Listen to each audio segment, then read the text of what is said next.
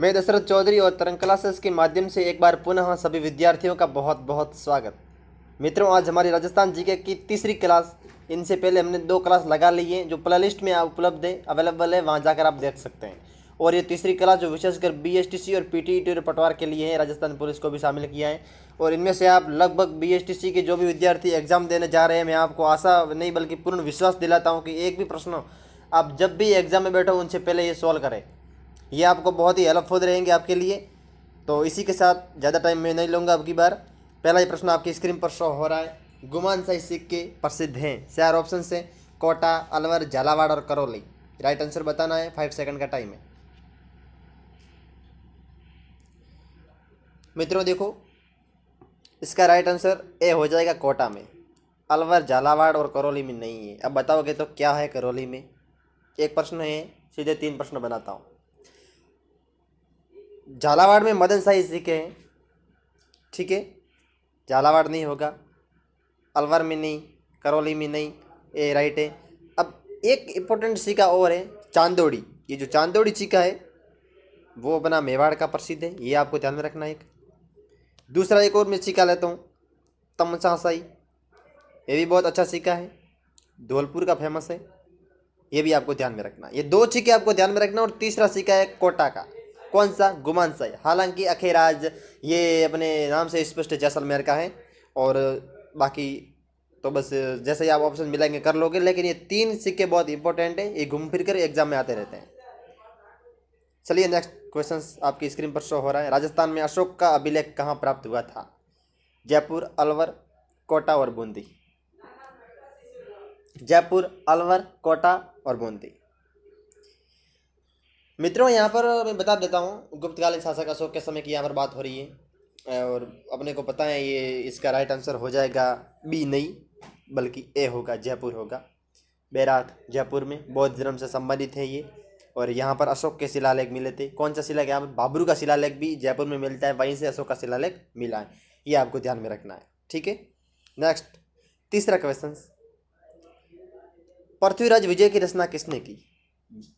जयानक, चंद्रबरदाई, मलिक मोहम्मद जायसी और मेरुतुंग। यहाँ पर देखो जय नहीं है, भ आ गया, इसको मिटा दो आप। यहाँ पर राइट क्या है? ज, ठीक है, जयानक, न कि भ। क्या? पृथ्वीराज विजय की रचना किसने की?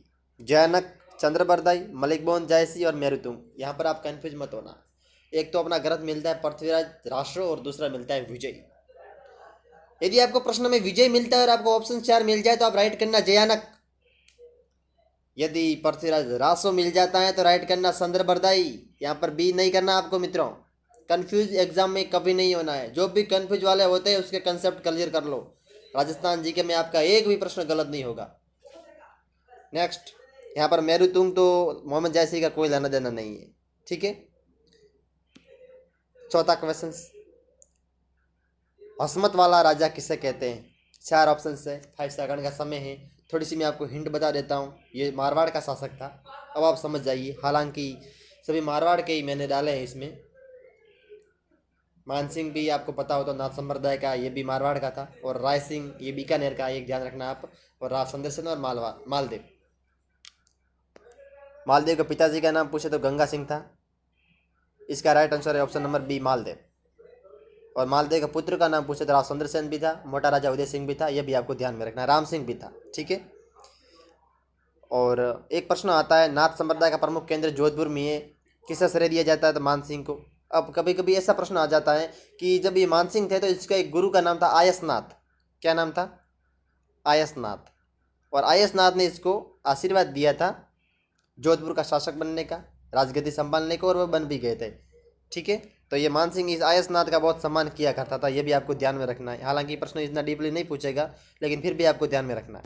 नेक्स्ट 5वां क्वेश्चन, ट्रेंस कमीशन संबंधित है बेंगू, जाट, मेव और अलवर। ये 4 आंदोलन है और ट्रेंस कमीशन का संबंध इनमें से किस में है? ठीक है, ध्यान रखना। ये ट्रेंस कमीशन का संबंध मित्रों बेंगू में है, जाट में नहीं है, ये भी ध्यान रखना है। मेव में ये भी ध्यान रखना, अलवर में नहीं है। ट्रेंस कमीशन बेंगू किसान आंदोलन 1923, ठीक है। नेक्स्ट 1923 की बात है, 1923 की। निमुषना हत्याकांड कह लो या फिर निमुषना किसान आंदोलन हत्याकांड किस रियासत में हुआ था? 4 ऑप्शन से अलवर, जोधपुर, जयपुर और डूंगरपुर। बहुत ही ईजी प्रश्न है और सीधे बता देता हूँ, अलवर में है, कोई लेना देना यहाँ का नहीं है। ऐसे प्रश्न है ऑप्शन में, आपको सीधे ही 2 3 जितने भी हो दूर कर लो और जो बचता है उसका वही आंसर है। इंग्लिश में भी जो भी विद्यार्थी अभी बीएसटीसी में आएगी तो उसमें भी आपको ऑप्शंस पर देखना है। हालांकि ऑप्शन इंग्लिश में बन लिए सभी एक समान है जब तक आप नहीं पढ़ोगे, लेकिन यदि पढ़ लिया तो आप कर लोगे। ठीक है, नेक्स्ट 7वां क्वेश्चन, डूंगरपुर प्रजामंडल की स्थापना कब हुई थी? देखो चारों ही ऑप्शन आसपास में, 1945, 1944, 1943, 1946, 1945, 44, 43, 46। कंफ्यूज। कुशलगढ़ की स्थापना कब हुई? करौली की स्थापना कब हुई? जैसलमेर की स्थापना कब हुई? झालावाड़ की स्थापना कब हुई? ऐसे प्रश्न एग्जाम में आते हैं घूम फिर कर, परंतु अपने को पेपर को घुमाना है, अपने खुद को 90 डिग्री के कोण पर नहीं झुकना है। इसका राइट आंसर हो जाएगा बी, ऑप्शन नंबर बी, 1944, 1944 में डूंगरपुर प्रजामंडल की स्थापना हुई। तो आप बताओगे कि 45 में किसकी हुई है? यस, मीठालाल द्वारा जैसलमेर की। ओके, वेरी गुड, शाबाश। तो आप बताओगे कि 1946 में किसकी हुई है? यस, तो आपको ध्यान में रखना है झालावाड़ की। किसके द्वारा? मदन शाह द्वारा।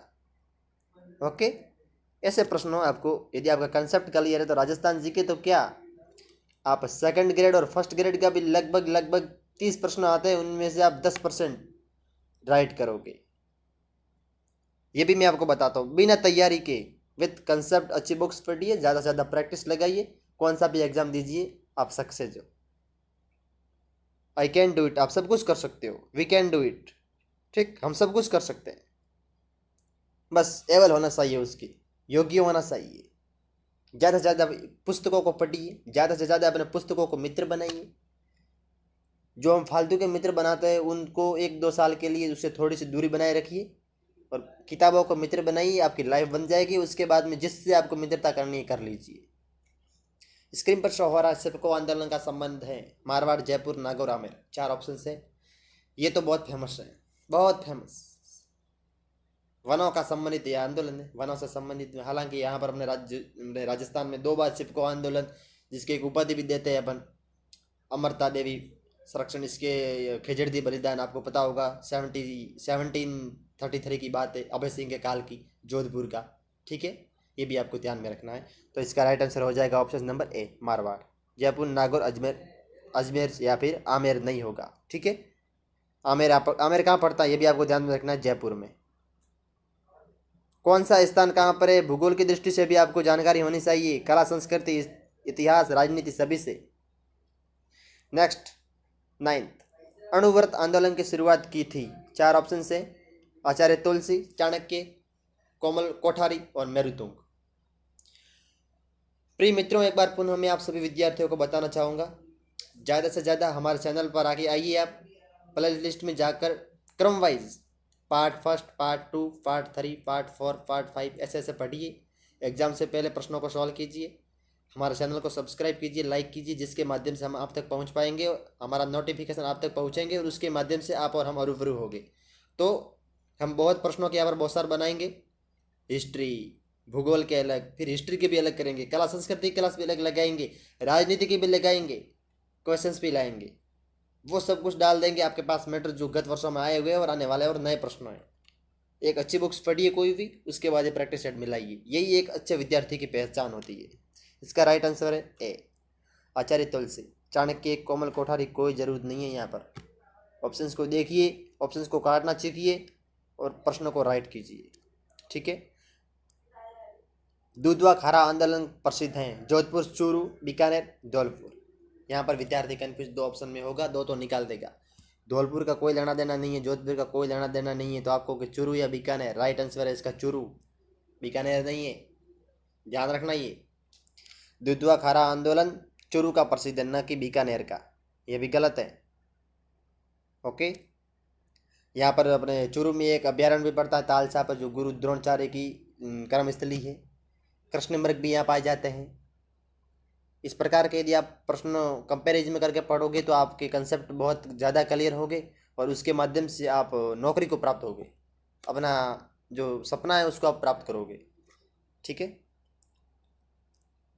हाँ, 11वां प्रश्न। चेतावनी चौंगटिया के लेखक हैं फतेह सिंह, केसरी सिंह बाराहट, बालमुकुंद बिस्सा, प्रताप सिंह बाराहट। 4 ऑप्शन, 5 सेकंड का समय है आपके पास। ये तो बहुत इजी प्रश्न है। 11th 12th में ये प्रश्न हालांकि आ जाता है।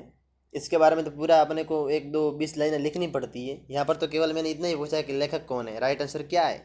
फतेह सिंह। अब बताओ कि ये ध्यान रखना, फतेह सिंह इसका राइट आंसर नहीं होगा। फतेह सिंह मैंने यहाँ पर क्यों किया यह ध्यान रखना। फतेह सिंह का दरबारी था केसरी सिंह बारठ। केसरी सिंह बारठ इसका सोंगटिया के लेखक केसरी सिंह बारठ हैं, ये फतेह सिंह नहीं है। लेकिन केसरी सिंह बारठ ने फतेह सिंह को ये जो चेतावनी रसोंगटिया है ये दिए थे। कितने सोरठ है लगाकर? 13। ठीक है। तो ये प्रश्न इस प्रकार घूमता है कि लिखा ग्रंथ किसके द्वारा? केसरी सिंह बारठ द्वारा। किसको दिया? फतेह सिंह को दिया। कितने सोरठ थे? 13 सोरठ थे। फतेह सिंह कहाँ का शासक था? मेवाड़ का था। आगे क्या लगाता था फतेह सिंह? महाराणा। ध्यान रखना। बालमुकुंद बिस्सा लेना देना नहीं है, प्रताप सिंह बारठ कोई लेना देना नहीं है। अब बालमुकुंद बिस्सा है, मैं आपको ये भी थोड़ा सा इसकी ओर मैं आपको समझा लेता हूँ। ये भूखे होने के कारण इसकी मृत्यु हुई थी। जेल में भूखे पड़े रहे और भूख से किसकी मृत्यु हुई? बालमुकुंद बिस्सा की। प्रताप सिंह बारठ बरेली जेल से संबंधित है, ध्यान रखना ये। ठीक है। केसरी सिंह बारठ का ये पुत्र था, ये भी आपको ध्यान में रखना है। 12th question.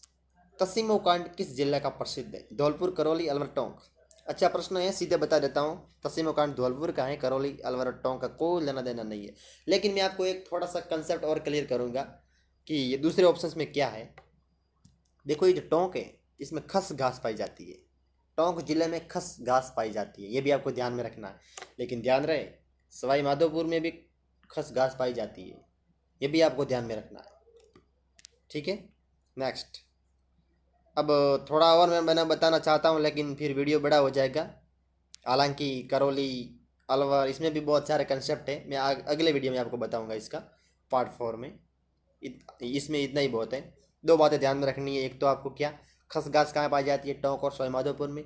दूसरा आपको ध्यान में रखना तसीमो कांड कहाँ का प्रसिद्ध है? धौलपुर का। बहुत है, धौलपुर और ये दो दो ऑप्शन पर आपको टिक रखना है। ठीक है। नेक्स्ट 30।